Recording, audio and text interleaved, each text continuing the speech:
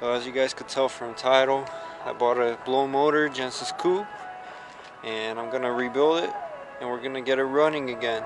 I'm gonna give you guys a quick run around the car. You guys will get to see it for yourselves. Here it is. It's a 3.8 track package Genesis Coupe. It has a couple mods from the previous owner. Got the spec detail lights, has a custom exhaust. I guess he just got it done at the muffler shop. Lowering springs and a carbon fiber hood. So nothing crazy. For the most part, the body's in a pretty good condition, except kind of doesn't line up right there. Gonna have to check out the fenders later. The bumpers here, it's just in the car for towing when we're getting it onto a trailer. Little fading here, little fading on the roof from the clear coat, nothing bad. Basically the story of it, I found a guy on Craigslist. He was all the way from Vegas, I'm from California, so it was like about a 9-hour drive. Had the car posted for, I believe, $7,000. I bargained the guy down to about $5,000.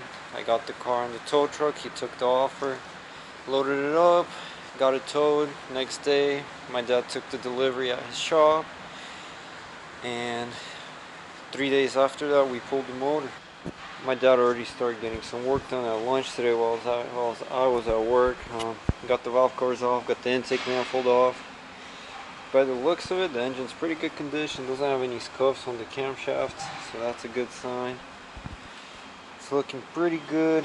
Hopefully by tomorrow we'll have the crankshaft out. We are going to take it to the machine shop, going to get a machine, get the correct bearing size for it. If I need to replace any rods, pistons, all that, I'll order all of those too. I'll get all new gasket kit, all new piston rings, and it's probably one of the better condition motors that I bought, because it's the 3rd gen we're rebuilding. And out of the 3, my dad's saying that this engine is in the best condition. However, the rod knock that it has is damn loud, so just gonna have to see how it goes.